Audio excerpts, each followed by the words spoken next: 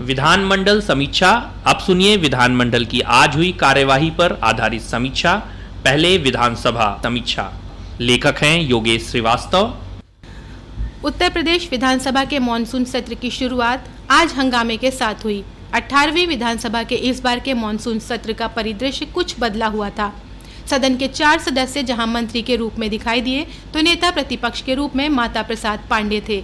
सदन की कार्यवाही शुरू होते ही मुख्यमंत्री और नेता सदन योगी आदित्यनाथ ने बजट सत्र के बाद मंत्रिमंडल में शामिल किए गए 4 सदस्यों का पूरे सदन से परिचय करवाया।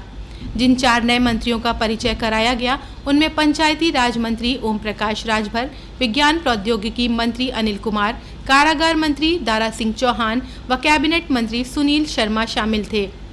वहीं अखिलेश यादव के सांसद बनने और सदन की सदस्यता से इस्तीफा देने के बाद नेता प्रतिपक्ष का दायित्व माता प्रसाद पांडे को सौंपा गया। विधानसभा अध्यक्ष सतीश महाना ने नए नेता प्रतिपक्ष के रूप में उनका परिचय कराते हुए कहा कि श्री पांडे 7 बार विधायक तथा 2 बार विधानसभा अध्यक्ष रहे हैं। अब वे इस सदन में नई भूमिका में हैं। मंत्रियों और नेता प्रतिपक्ष के परिचय की औपचारिकता के बाद सदन में सपा के सदस्य बिजली, कानून और किसानों की समस्याओं को लेकर सरकार के खिलाफ नारेबाजी करते हुए वेल में आ गए और सरकार के खिलाफ नारे लिखी तख्तियां लहराते रहे। विधानसभा अध्यक्ष सतीश महाना के आश्वासन के बाद सपा के सदस्य अपने आसन पर वापस गए। सदस्यों की मांग थी कि सरकारों के तमाम दावों के बावजूद न तो प्रदेश की कानून व्यवस्था में सुधार आया है, न ही बिजली आपूर्ति की व्यवस्था सुधरी है।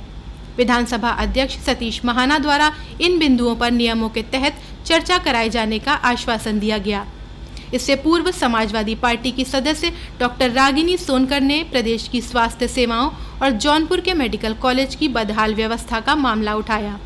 सपा सदस्य ने कहा कि आज प्रदेश की स्वास्थ्य व्यवस्था का ये हाल है कि स्वयं डॉक्टरों और अस्पतालों को इलाज की जरूरत है। उन्होंने कहा कि जौनपुर के मेडिकल कॉलेज में सारी चिकित्सकीय व्यवस्थाएं ध्वस्त हैं। उन्होंने कहा कि प्रदेश में कैंसर मरीजों के मामले में यूपी टॉप पर है। कैंसर मरीजों के उपचार की व्यवस्था सरकारी अस्पतालों में बिल्कुल नहीं है। जवाब में प्रदेश के उप मुख्यमंत्री ब्रजेश पाठक ने कहा कि आयुष्मान योजना के तहत सरकारी अस्पतालों के अलावा कुछ निजी अस्पताल भी चिन्हित हैं जहां उपचार की व्यवस्था है। उन्होंने कहा कि प्रदेश के 74 जिलों में डायलिसिस तथा 71 जिलों में सीटी स्कैन की व्यवस्था है। उन्होंने कहा कि सपा सदस्य ने जिस जौनपुर मेडिकल कॉलेज की बदहाली का जिक्र किया है, वो कॉलेज सपा के कार्यकाल में ही बनाया गया था। मेडिकल कॉलेज के निर्माण में हुई अनियमितता की जांच की जा रही है। जो भी दोषी हैं उन्हें जेल भेजा जाएगा। उप मुख्यमंत्री ब्रजेश पाठक ने कहा कि अस्पतालों की व्यवस्था दुरुस्त रखने के साथ ही मुख्यमंत्री विवेकाधीन कोष से बड़ी संख्या में लोगों को आर्थिक सहायता पहुंचाई जा रही है।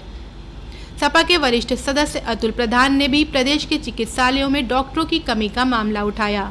उन्होंने कहा कि सरकारी अस्पतालों में चिकित्सकों के अभाव में लोगों को उपचार नहीं मिल पा रहा है। इस पर उप मुख्यमंत्री ने कहा कि ये सही है, अपेक्षा के अनुरूप में कोई चिकित्सक उपलब्ध नहीं है, इसलिए सेवानिवृत्त चिकित्सकों की पुनर्नियुक्ति की जा रही है। सपा के सदस्य तूफानी सरोज ने भी स्वास्थ्य सेवाओं की व्यवस्था सही न होने का मामला उठाया।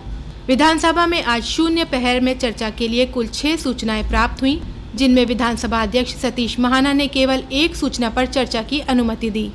सपा के सदस्य डॉक्टर RK वर्मा, कमाल अख्तर सहित कई अन्य सदस्यों ने प्रदेश की बिजली व्यवस्था का मामला सदन में उठाया। सपा सदस्यों का आरोप था कि सरकार की ओर से बिजली आपूर्ति के बड़े बड़े दावे किए जा रहे हैं, लेकिन सच्चाई इसके विपरीत है। प्रदेश के ऊर्जा एवं शहरी विकास मंत्री AK शर्मा ने कहा कि 2017 से पूर्ववर्ती सरकारों के कार्यकाल में जो बिजली की व्यवस्था थी, उससे कई गुना बेहतर व्यवस्था इस सरकार ने की है। संसाधनों के कम होने के बावजूद उपभोक्ताओं को पर्याप्त बिजली दी जा रही है। ऊर्जा मंत्री के जवाब से असंतुष्ट होकर सपा के सदस्य वेल में आ गए और बाद में सदन से वॉकआउट कर गए।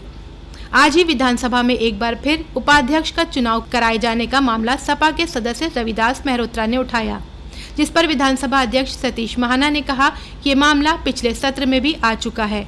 फिलहाल उपाध्यक्ष के पद पर चुनाव कराए जाने का कोई औचित्य नहीं बनता। ये थी विधानसभा की समीक्षा। आप सुनिए विधान परिषद की समीक्षा। लेखक हैं मुकुल मिश्रा। उत्तर प्रदेश विधान परिषद का मानसून सत्र आज शुरू हुआ। सदन में प्रश्न प्रहर शांतिपूर्वक चला। सबसे पहले सदन ने अपने 4 पूर्व सदस्यों को श्रद्धांजलि दी। सदन में गन्ना विकास एवं चीनी मिल मंत्री लक्ष्मी नारायण चौधरी ने एक सवाल के जवाब में कहा कि उत्तर प्रदेश गन्ना उत्पादन में देश में प्रथम स्थान पर है। इसी तरह चीनी उत्पादन, एथेनॉल उत्पादन और गन्ना भुगतान में भी उत्तर प्रदेश प्रथम स्थान पर है।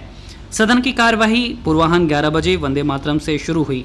इसके बाद सभापति कुंवर मानवेंद्र सिंह ने कार्य परामर्शदात्री समिति की संस्तुतियों को सदन में प्रस्तुत किया, जिसके अनुसार आज 29 जुलाई को निधन के निर्देश, विधायी कार्य और अन्य कार्य यदि कोई हो तो 30 जुलाई को 12:20 पर वित्तीय वर्ष 2024-25 के अनुपूरक अनुदानों की मांगों का प्रस्तुतिकरण, 31 जुलाई को विधायी कार्य, 1 अगस्त गुरुवार को वित्तीय वर्ष 2024-25 के अनुपूरक अनुदानों पर सामान्य चर्चा तथा तत्संबंधी विनियोग विधेयक जैसे विधानसभा द्वारा पारित होगा पर विचार एवं उसका पारण, और 2 अगस्त को विधायी कार्य तथा अन्य कार्य यदि कोई हो किए जाएंगे। सदन ने तिथिवार कार्यक्रम की संस्तुति की। इसके साथ ही सपा के लाल बिहारी यादव नेता प्रतिपक्ष बने। नेता सदन केशव प्रसाद मौर्य समेत सभी ने उनको बधाई दी। प्रश्न प्रहर शांतिपूर्वक चला। इसके बाद सभापति ने सदन के 4 पूर्व सदस्यों अशोक कटियार, रामपाल सिंह, इंद्र प्रताप सिंह और डॉक्टर मंगल सेन कोरी के निधन पर शोक व्यक्त किया। संपूर्ण सदन ने अपने 4 पूर्व सदस्यों को श्रद्धांजलि अर्पित की।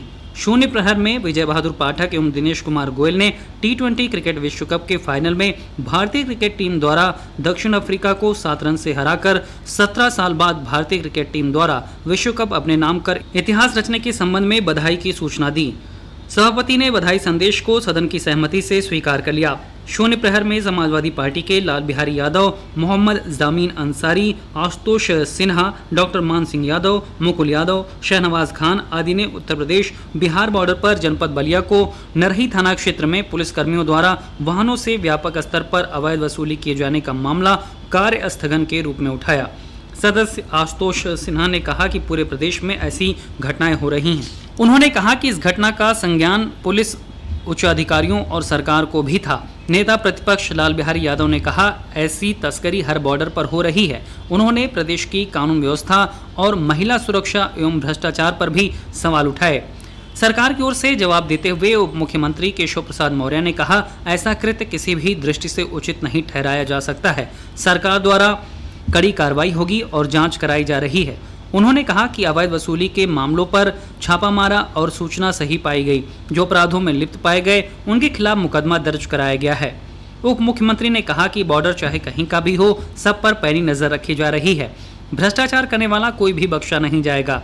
निर्दलीय राज बहादुर सिंह चंदेल और डॉक्टर आकाश अग्रवाल ने प्रदेश के अशासकीय सहायता प्राप्त माध्यमिक विद्यालयों में कार्यरत तदर्थ शिक्षकों की सेवा समाप्त किए जाने के निर्णय को वापस लेकर पूर्व की भांति सेवा में बनाए रखने तथा पूर्णकालिक शिक्षक के रूप में वेतन भुगतान किए जाने का मामला कार्य स्थगन के रूप में उठाया। राज बहादुर सिंह चंदेल ने कहा कि सरकार संवेदनशील नहीं है। कुल 2200 शिक्षकों का मामला है। ये पूर्णकालिक पदों के सापेक्ष ही कार्य कर रहे हैं।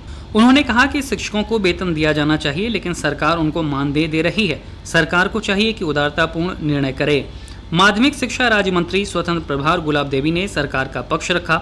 नेता प्रतिपक्ष लाल बिहारी यादव ने कहा कि तदर्थ शिक्षकों को पुराने वेतन पर ही रखा जाए। सभापति ने कहा कि नेता सदन की अध्यक्षता में जो कमेटी बनी है उसमें इस मामले को रखें और तदर्थ शिक्षकों पर सहानुभूतिपूर्वक देखें। शिक्षक दल के ध्रुव कुमार त्रिपाठी ने प्रदेश के सहायता प्राप्त माध्यमिक विद्यालयों में वर्ष 2002 से नियुक्त विषय विशेषज्ञों का मामला कार्य स्थगन के रूप में उठाया। उन्होंने कहा, सरकार एवं शासन के स्पष्ट शासनादेश 28 जून 2024 का माध्यमिक शिक्षा विभाग के अधिकारियों द्वारा उल्लंघन किया जा रहा है। विषय विशेषज्ञों को पुरानी पेंशन का लाभ दिया जाना चाहिए। माध्यमिक राज्य मंत्री स्वतंत्र प्रभार गुलाब देवी ने कहा कि उन्हें पुरानी पेंशन योजना में शामिल नहीं किया जा सकता। सभापति ने इस मामले को भी बैठक में शामिल करने की बात कही। अभी आप सुन रहे थे विधानमंडल की समीक्षा। लेखक थे योगेश श्रीवास्तव और मुकुल मिश्रा।